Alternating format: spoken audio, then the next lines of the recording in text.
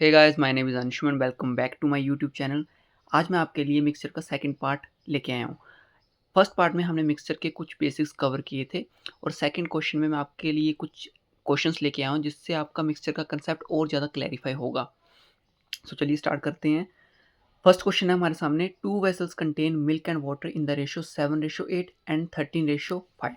If both vessels are mixed in the ratio 1:1, find the ratio of milk and water in the new mixture. So हमारे पास यहाँ पर दो vessels दिए गए हैं जिसमें मिल्क एंड वाटर की हमें रेशोज़ भी दी गई हैं। फर्स्ट वेसल हमारे पास मान लें ए है, सेकंड वेसल बी है और फर्स्ट वेसल में हमारे पास मिल्क एंड वाटर की रेशियो है 7:8, सेकंड में है 13:5। अब हमें इसी में बोला है कि जो हमें वेसल्स को मिक्स करना है, ठीक है, वो 1:1 में करना है। मतलब इसकी क्वांटिटी और इसकी क्वांटिटी सेम होनी चाहिए। अब देखिए यहाँ पर कि 7 + 8 कितना होता है हमारे पास 15 और 13 + 5 हमारे पास कितना होता है 18।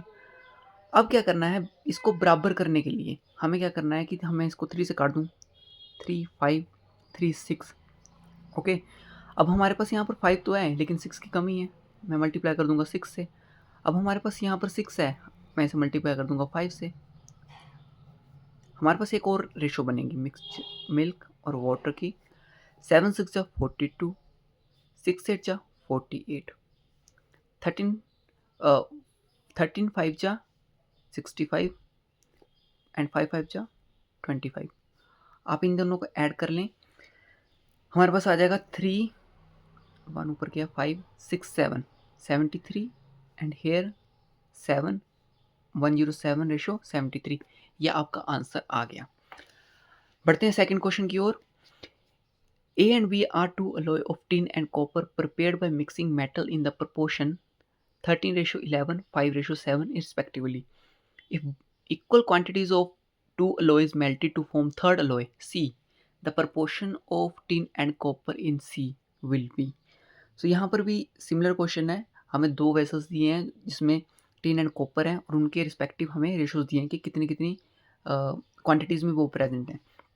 फर्स्ट वेसल में हमारे पास 13:11 है टिन और कॉपर का रेशो, सेकंड में है 5:7।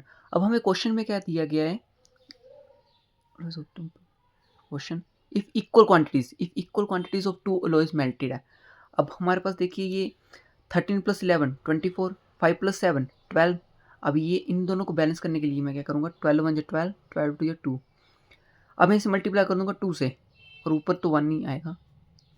13:11 एंड नीचे आ जाएगा 5 2 10 एंड 7 2 14। अब इन दोनों को प्लस कर दें, 5 2 एंड 3 23।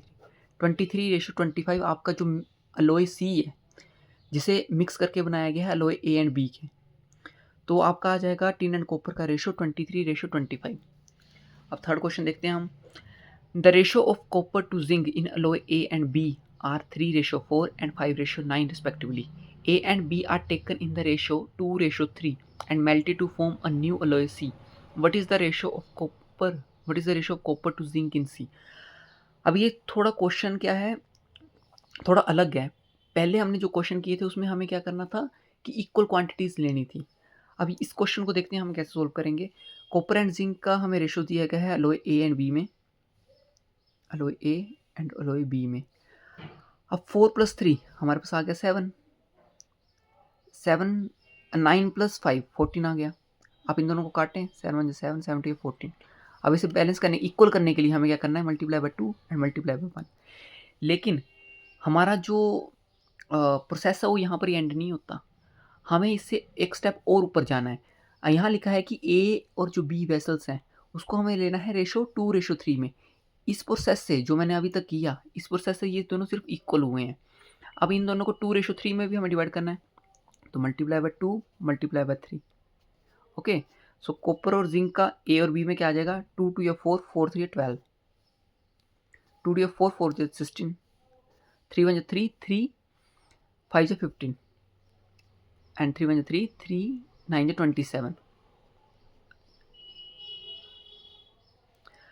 अब मैं इन दोनों को ऐड करूंगा, 2 + 5 7 एंड यहाँ पर 27 एंड 6 + 3 13, 1 ऊपर गया 4 43। ये आपका थर्ड अलॉय जो है सी, उसमें कॉपर और जिंक का रेशो आ गया। सो बढ़ते हैं हमारे नेक्स्ट क्वेश्चन की ओर।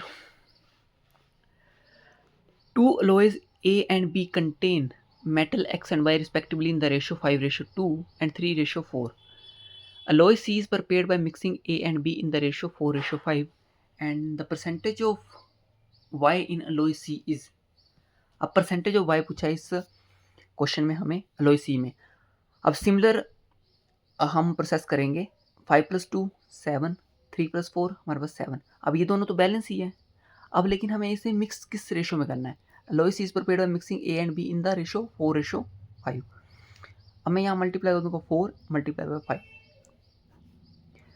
x रेशो y 5 4 या 20 4 2 या 8 5 3 या 15 एंड 5 4 या 20। ये आपके सामने आ गया 28 एंड ये आ गया 5 एंड 35। ओके सो 7 से नहीं कटेगा ये और किसी नंबर से तो ये नहीं ये कटेगा, 4 से भी नहीं कटेगा, 3 से भी नहीं कटेगा। सो अब हमें क्या पूछा गया, the percentage of y in alloy C is. अब परसेंटेज ऑफ y पूछा है, y हमारे पास क्या है 28 और इन दोनों का सम क्या हो गया, टोटल कितना है हमारे पास 5 3 एंड 1 ऊपर गया 4 5 6 इंटू 100। सो जो भी आपका आएगा वो आंसर आएगा। मैं आपको इसे कैलकुलेटर पे सोल्व करके दिखा देता हूँ। 28 डिवाइडेड बाय 63 ये आपका आ गया 0.444। ये आपका परसेंटेज आ गया। सॉरी अब आपको इसे मल्टीप्लाई भी करना था 100 से। सो आप यहाँ लिखेंगे 44.4%। ये आपका आंसर होगा। चलो हम नेक्स्ट क्वेश्चन की ओर बढ़ते हैं। 3 bottles of equal capacity have mixture of milk and water in the ratio 5:7, 7:9 and 2:1 respectively. These 3 bottles are emptied into a large bottle. What is the percentage of milk in the new mixture? So ये हमारे सामने 3 vessels दिए हैं हमें जिसमें milk and water है और उनके रिस्पेक्टिव रेशियोज दिए गए। फर्स्ट वेसल में 5:7 है, सेकंड में 7:9 है एंड थर्ड में 2:1 है। अब क्या करना है हमें, 3 ऑफ इक्वल कैपेसिटी है mixture of milk and water in the ratio. अब हमें ऐसा नहीं कुछ कहा गया है कि हमें इसे कुछ रेशियोज में डालना है। हमें कहा गया है जस्ट कि जितने भी ये दिए हैं उन्हें एक लार्ज बोतल में एम्प्टी करना है। ओके एंड देन फिर हमें बताना है कि परसेंटेज ऑफ मिल्क क्या है इन द न्यू मिक्सचर। सो 5 + 7 12, 7 + 9 हमारे पास आ गया 16, 2 + 1 3।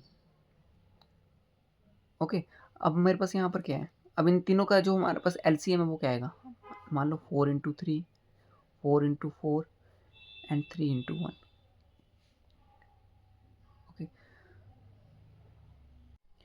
अब हमें जितने भी ये 12 16 एंड 3 दिया है इसका जो एलसीएम है हमारे पास वो 48 है। तो एलसीएम आ गया हमारे पास 48। ओके तो हमारे पास यहाँ पर 12 है और 12 × 4 मल्टीप्लाई 4 कर दूंगा मैं। 16 है, 16 को 3 से मल्टीप्लाई करूँगा तब 48 होता है एंड हमारे पास 3 है, 3 को मैं करूँगा 16 से तब हमारे पास 48 होगा।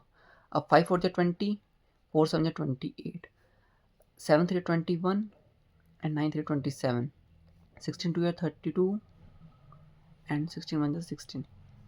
अब मैं इन तीनों को ऐड कर लूँगा 8 5 15 15 + 6 21 1 2 3 4 5 6 7 71 1 and 3 1 and 2 3 and 2 4 4 and 3 हमारे पास आ गया 7। अब पूछा है what is the percentage of milk. अब this side was milk and this side was water. So percentage पूछा है तो 73 हमारे पास आ गया। जो टोटल क्वांटिटी है उसमें 73 पार्ट्स तो हमारे पास मिल्क है तो 73 आ गया एंड टोटल कितना है हमारे पास 4 एंड 14 मल्टीप्लाई बाय 100। इसे भी मैं आपको कैलकुलेटर पे सोल्व करके दिखाऊंगा। योर 73 डिवाइडेड बाय 144 ये हमारे पास आ गया 50.6% आ जाएगा। 50.6%। Thank you guys for watching my video. Hit the like button, subscribe my YouTube channel. Thank you.